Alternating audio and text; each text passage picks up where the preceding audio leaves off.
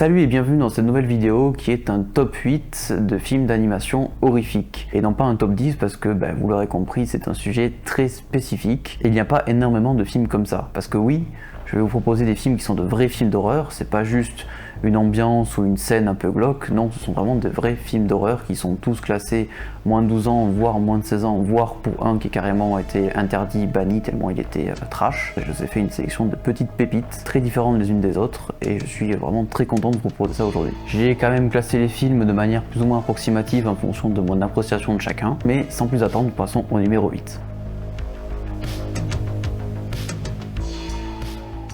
The Spine of Night, un film américain sorti en 2021, qui est un film d'animation de dark fantasy, donc un genre qui mélange l'horreur et l'heroic fantasy. Rapidement, le pitch de ce film, de son histoire, c'est une femme qui gravit une montagne en tenant une fleur bleue qui semble lui donner des pouvoirs magiques. Elle atteint un gardien qui veille sur l'endroit où poussent ces fameuses fleurs, dans le crâne d'un géant déchu. La jeune femme va lui raconter tout ce qui l'a amené jusqu'ici, et le gardien va aussi lui conter l'histoire liée à son rôle de protecteur. Le style de dessin ici et d'animation est semblable à celui d'un comics, et voilà, c'est un style je trouve assez rétro et très américain. Il s'agit d'un récit épique sur la quête du pouvoir, notamment sur le rapport entre l'humanité et celui-ci et toutes les dérives que ça peut entraîner. Que ce soit la guerre, les régimes totalitaires, les mouvements religieux, l'asservissement des peuples et la destruction. C'est un film qui est chargé en imagerie grandiose et qui utilise l'animation à son plein potentiel. Le récit n'est pas dans l'ordre chronologique, mais il est parfaitement lisible et il dévoile sous nos yeux tout un univers assez vaste, assez riche, dans une ambiance qui devient de plus en plus épique. C'est un monde complètement fou qui est dévoilé sous nos yeux et qui a été imaginé par les créateurs du film de A à Z. On nous le raconte en fait de ses origines, de sa création jusqu'au présent, et donc ce qui fait qu'on a des ellipses de plusieurs siècles et qu'on va changer d'environnement historique. On passe notamment de quelque chose de moyenâgeux à quelque chose de plus steampunk, ce qui est d'ailleurs très rare au cinéma et que j'ai adoré. Mais c'est un film pour adultes parce que déjà il y a pas mal de nudité, ce qui va rendre le montage de cette vidéo assez compliqué pour moi, mais il y a aussi beaucoup de gore. Et sur ce second aspect, le film est très généreux. Quand il s'agit de triturer les corps, en fait, l'animation est plus réaliste, le dessin est plus réaliste, et la violence dans ce film est loin d'être présente qu'au niveau métaphorique. Visuellement, ça fait un petit peu penser à un pulp magazine, pour ceux qui connaissent, mais avec un univers et une histoire bien plus profonde et travaillée. Et aussi, ce qui n'est pas à négliger, une représentation des corps et des ethnies plus variées, parce qu'on est dans un univers moderne et purement imaginé. Donc voilà, pour finir sur ce film, c'est peut-être le moins horrifique de ce top 8, mais c'est vraiment une petite pépite méconnue que je vous conseille fortement d'aller découvrir.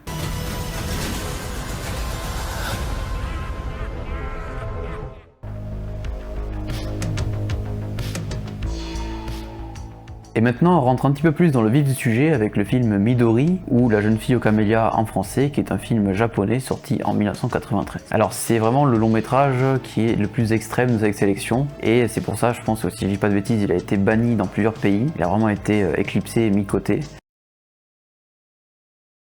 C'est un film qui va pas plaire à tout le monde. Bon, il est assez simple à pitcher, entre guillemets. L'action se déroule au Japon, dans les années 1950. Une jeune fille vit seule avec sa mère dans une grande misère. Sa mère décède, elle est donc orpheline et se fait recruter par un freak show, autrement dit un cirque à monstres. Sa nouvelle famille va lui faire vivre les pires sévices, un véritable cauchemar éveillé. On a un style de dessin et d'animation classique japonais, et des fois c'est vrai qu'on voit que ça manque un peu de budget parce qu'on a des plans qui sont pas animés ou qui sont pas colorés, mais moi personnellement ça m'a pas dérangé dans mon visionnage. Le dessin et l'animation n'est pas avare en détail quand il s'agit de montrer l'horreur dans ce film. Tout est malsain du début à la fin, les personnages sont des pourritures à l'extérieur comme à l'intérieur, ils sont vraiment ignobles.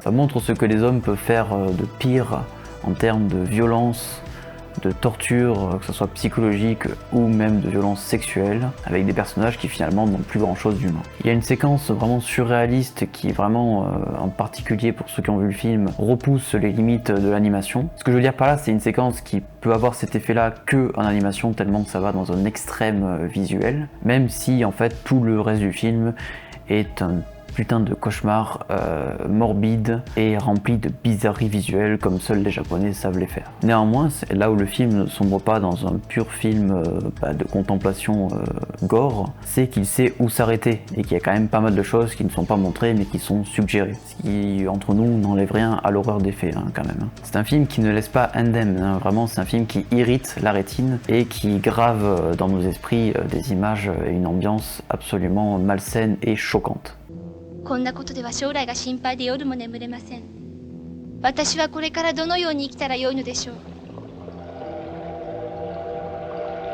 Et au-delà de ce cauchemar perpétuel qui dure 50 minutes, c'est vrai que le film n'est pas grand chose de plus. Ça aussi qui est dérangeant, c'est que c'est un film amoral, et donc je me suis posé la question de pourquoi un tel film existe. Et mes théories sur le sujet, c'est que soit le réalisateur avait besoin de déchaîner ses pulsions et donc a créé un personnage fictif pour ensuite le torturer. Mais il y a aussi une deuxième théorie que je préfère, c'est qu'il aurait eu besoin d'exprimer de manière extrême sa perte d'innocence, comme l'expriment les paroles de la chanson du générique du film. Enfin bref, ce film c'est une expérience qui vaut le coup d'œil, mais que je suis pas prêt à revoir d'aussitôt.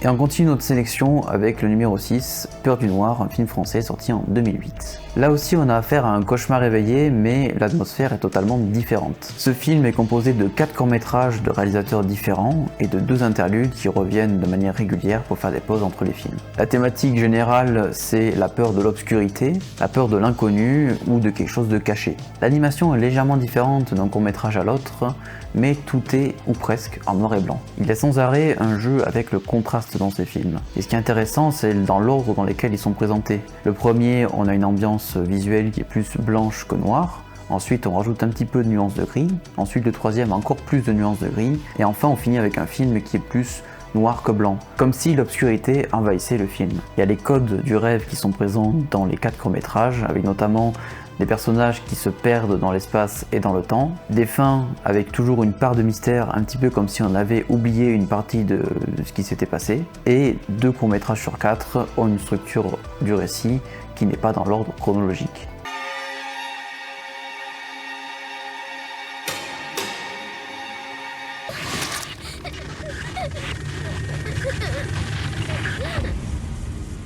Il y a aussi la présence de certaines phobies, comme les insectes ou les seringues, qui d'ailleurs le deuxième m'a mis quand même assez mal à l'aise, même dans un film d'animation. Et il y a 2 histoires de fantômes, dont l'une a une approche plus japonaise, ou en tout cas asiatique, et l'autre plus occidentale. Il y a des scènes avec des visions surréalistes liées à des créatures, et d'autres scènes qui sont plus des plans où on joue plus avec l'espace, et avec une certaine liminalité.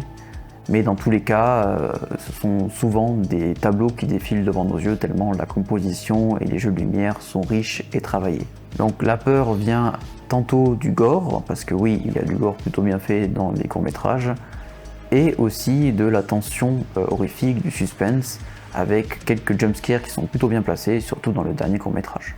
Il y a une interlude qui est de l'ordre de l'expérimental, avec un visuel sur des formes géométriques qui bougent, et la voix d'une femme qui en fait exprime ses pensées anxieuses, un petit peu ses angoisses, qui sont en fait des pensées que n'importe qui pourrait avoir le soir avant de s'endormir. Je sais pas quoi faire. J'ai peur parce que je ne fais rien, et je fais rien parce que j'ai peur. Et il faut absolument que je fasse quelque chose. Et l'autre interlude, c'est un monsieur qui lâche ses chiens féroces sur des innocents, qui se mettent à les dévorer. Alors j'ai trouvé que c'était moins intéressant, mais au moins ça permet de garder une histoire, une sorte de continuité entre les courts-métrages. Peur du Noir, c'est une proposition unique, un film intéressant et vraiment horrifique. Il utilise à 100% l'animation, les jeux de lumière et de contraste pour procurer la peur.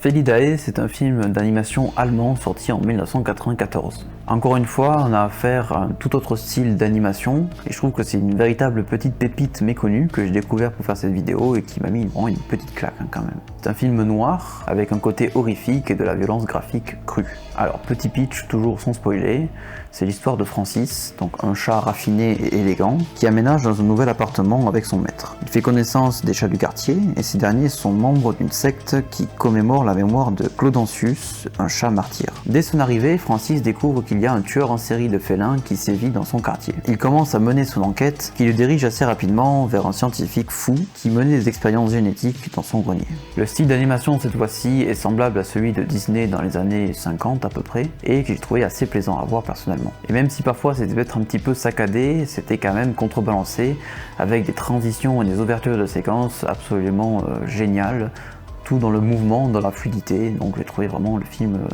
visuellement déjà très plaisant à regarder. Il y a une atmosphère sombre et lugubre qui nous plonge dans une enquête qui nous tient en haleine pendant tout le film, à tel point qu'on en oublierait presque qu'on est en train de voir un film avec des petits chats. Mais bon, ça c'est aussi parce que rien n'est mignon dans ce film. Il y a beaucoup de violence, de gore, et même du sexe montré de manière assez crue. Regardez bien, et surtout écoutez, car j'ai une histoire à vous raconter, et elle n'est pas jolie. Au fait, je m'appelle Francis. Vous voyez à quelle espèce j'appartiens? Pourtant, ne me prenez pas trop à la légère. Le gore est aussi présent dans des scènes soit de cauchemar, soit des visions qu'a Francis, qui sont parfois inspirés de certains films gore assez connus, par exemple le film Reanimator avec l'imagerie des scientifiques fous, mais aussi et surtout de l'expressionnisme allemand dans la manière de représenter les décors de manière vraiment surréaliste. Mais le film ne se réduit pas qu'à ses aspects gore et macabres, puisqu'au fur et à mesure où on avance et on découvre les choses, eh bien on est dans une enquête vraiment intéressante et liée à une certaine partie de l'histoire de l'Allemagne assez sombre. On peut quand même lui reprocher d'avoir des personnages qui sont quand même des clichés, des archétypes du film noir, et aussi un côté, notamment dans son dénouement final, qui est assez prévisible. Mais personnellement, j'ai vraiment adoré ce film et c'est l'une des plus belles découvertes de la sélection que je vous recommande à 100%. La solution de l'énigme est très simple. Elle est dans le mot Felidae. L'évolution a créé un nombre inimaginable de créatures diverses et variées. En écrivant cette vidéo, je me suis rendu compte que j'avais beaucoup de choses à dire parce que c'est vraiment tous des films assez fascinants. Donc elle sera très certainement divisée en deux parties. La suite va sortir très bientôt. Donc je vous invite à me suivre si ce n'est pas déjà fait, si vous voulez être informé de quand est-ce que ça va sortir. Et je vous rassure, il y a encore quelques pépites à se mettre sous la dent. Donc merci de m'avoir regardé jusqu'au bout et je vous dis à très vite.